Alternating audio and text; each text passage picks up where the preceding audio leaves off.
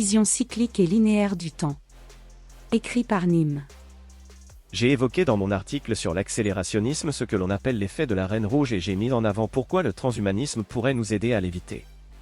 Qu'est-ce que j'entends par « effet de la Reine Rouge » ? Comment cela provoque des extinctions de masse et des équilibres ponctués ? Quel est l'impact sur les stratégies de reproduction ?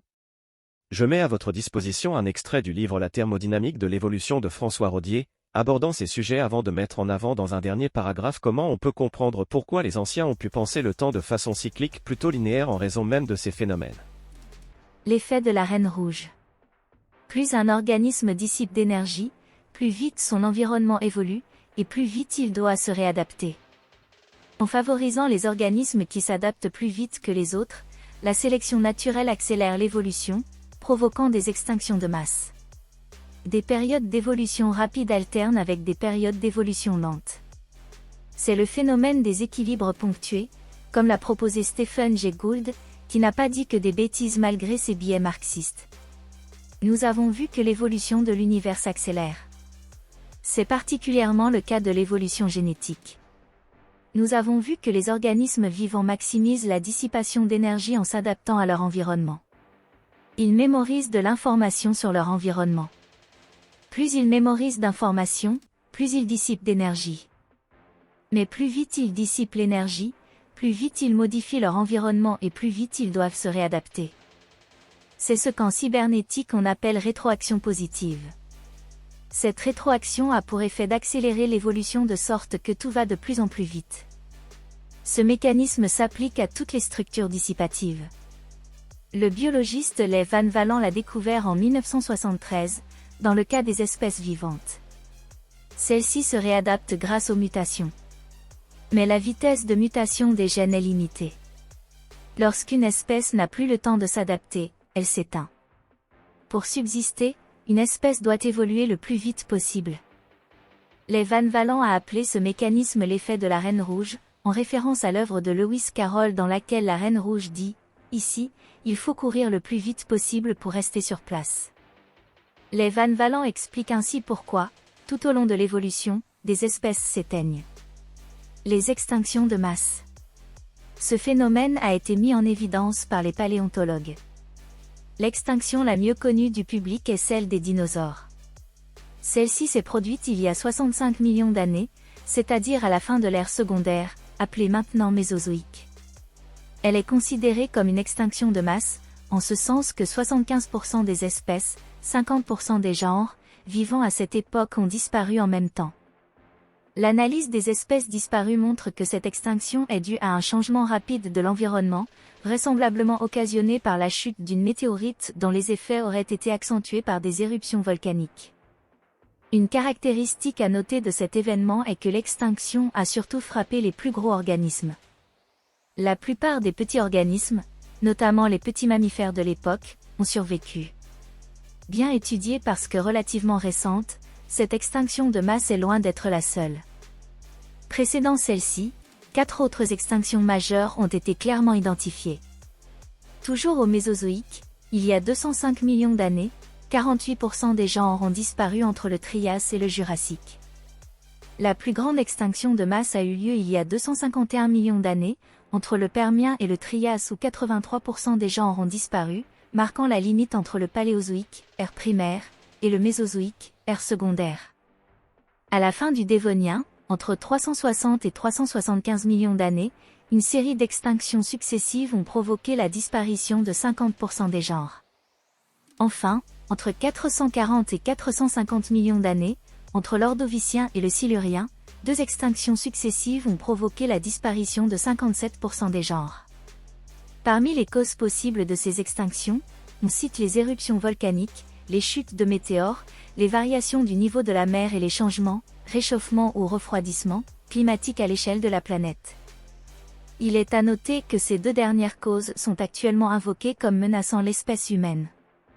Vu ce qui a été dit plus haut, section 3.4.1, le lecteur comprendra que ces dites causes ne sont que les fluctuations aléatoires qui ont déclenché les avalanches d'extinction observées. Elles ne sont que le clou du fer à accent grave cheval qui a provoqué la perte du royaume. Les équilibres ponctués. Les extinctions de masse sont régulièrement suivies d'une floraison d'espèces nouvelles. Celles-ci occupent peu à peu les niches écologiques libérées par les espèces éteintes. La compétition entre les espèces est alors très intense. Certaines espèces dites prédatrices se développent aux dépens d'autres qu'elles prennent pour proie. Les proies tendent alors à disparaître. Se retrouvant sans ressources, les prédateurs tendent à disparaître à leur tour, ce qui permet aux proies de se multiplier à nouveau. L'environnement est alors très instable, et les fluctuations de population, importantes. Peu à peu, l'environnement se stabilise.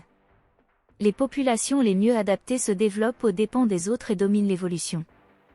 Inévitablement, elles épuisent leurs ressources, ce qui les fragilise. Ayant de plus en plus de difficultés à subsister, elles deviennent les victimes de leur succès. À la moindre variation de leur environnement, elles s'éteignent, entraînant souvent avec elles d'autres extinctions. D'où un nouveau phénomène d'extinction de masse. L'évolution des espèces n'est donc pas parfaitement continue comme certains biologistes le pensaient autrefois, mais plutôt discontinue. Elle est entrecoupée de phases d'expansion rapide, durant lesquelles une grande variété d'espèces nouvelles apparaît, et de phases de stagnation, dites périodes de stase, interrompues par des extinctions brutales. Ce point de vue, largement confirmé par la paléontologie, a donné naissance à la théorie des équilibres ponctués de Stephen Jay Gould et Neil Eldredge. Les deux modèles post-darwiniens d'évolution au niveau des espèces, A. Gradualisme phylétique. B. Équilibres intermittents, source Wikipédia. En 1993, Perbach et Kim Snepen ont montré que le phénomène des équilibres ponctués est un processus de criticalité auto-organisé. Les extinctions de masse obéissent aux mêmes lois statistiques que les avalanches ou les tremblements de terre. L'importance des extinctions est inversement proportionnelle à leur fréquence. Les sélections R et K. Les phénomènes décrits plus haut s'observent dans les écosystèmes où ils ont été étudiés par Robert MacArthur et Edward Osborne Wilson. Ils ont montré que la sélection naturelle pouvait agir de deux façons différentes. Lorsque l'environnement est instable, elle favorise les individus les plus adaptables, c'est-à-dire les petits organismes qui se reproduisent très vite et se dispersent sur de longues distances. C'est la sélection R. Lorsque l'environnement est stable, la sélection naturelle favorise au contraire les individus les mieux adaptés, c'est-à-dire les gros organismes, ayant une vie longue et produisant un petit nombre de descendants qu'ils protègent soigneusement. C'est la sélection K. Dans les écosystèmes, les deux types de stratégies s'observent à tout moment, mais dans des proportions variables. Certaines époques favorisent la sélection R tandis que d'autres favorisent la sélection K. Bien adaptés à un environnement particulier, les organismes favorisés par la sélection K sont très sensibles aux variations de l'environnement. C'est le cas des arbres. Lorsque le climat change, ceux-ci meurent en premier. Ils sont remplacés par la savane. Sur une échelle de temps beaucoup plus grande, les dinosaures ont laissé la place aux petits mammifères. Les mammifères ont évolué à leur tour pour produire des mammouths, aujourd'hui disparus. On observe ainsi une alternance entre une macroévolution lente dominée par la sélection K et une microévolution rapide dominée par la sélection R. L'analogie avec la macroévolution et la microévolution de Jantsch est frappante. Vision linéaire et vision cyclique du temps. On observe donc une forme de linéarité des événements, mais cette progression n'est pas continue. Deux phases de stabilité et de forts changements vont alterner régulièrement. Et c'est pourquoi les anciens et les traditionalistes voient le temps comme une succession de cycles. Cela est simplement une façon différente de se représenter cette alternance entre ces deux phases. L'alternance entre les phases de stabilité et de changement accru vont suivre ce que l'on appelle une fonction sigmoïde. On peut distinguer 4 phases. Une première phase de stabilité, puis une accélération brutale, un ralentissement et une nouvelle stagnation qui deviendra une stabilité avant que le même processus n'opère de nouveau. La plus répandue et la plus ancienne des conceptions cycliques est la mesure védique du temps en 4 âges, encore développée aujourd'hui dans l'hindouisme et le bouddhisme. Le cycle complet dure 12 000 ans environ et débute par un âge d'or, Satya Yuga, période où l'homme possède la connaissance spirituelle et vit dans une harmonie parfaite. Puis commence le déclin, perte progressive de la connaissance, qui, en passant par l'âge d'argent, Treta Yuga, puis l'âge de bronze, Dvapara Yuga, aboutit à l'âge de fer, Kali Yuga, où triomphe l'ignorance, l'égoïsme et le mal. Une conflagration, sous la forme d'un cataclysme cosmique, de guerre, ou autre, purifie ensuite l'humanité pour permettre le commencement d'un nouveau cycle, donc d'un nouvel âge d'or. On peut comprendre cette tournure d'esprit par cette alternance entre les deux phases et les différentes stratégies de reproduction qui les accompagnent. Il est évident que si l'on passe d'un âge d'or où on dissipe l'énergie efficacement à une période où on manque d'énergie à dissiper, on peut imaginer une phase de chute et de guerres intenses pour s'accaparer les ressources existantes accompagnées de chute de la natalité avant que cela ne se stabilise puis qu'on trouve de nouveau de l'énergie à dissiper et qu'on entame un nouvel âge d'or. On peut donc effectivement voir une certaine forme de sagesse dans les textes sacrés, qui partent d'une observation empirique et d'une intuition, mais bon, bref, les traditionalistes, il s'agirait de grandir.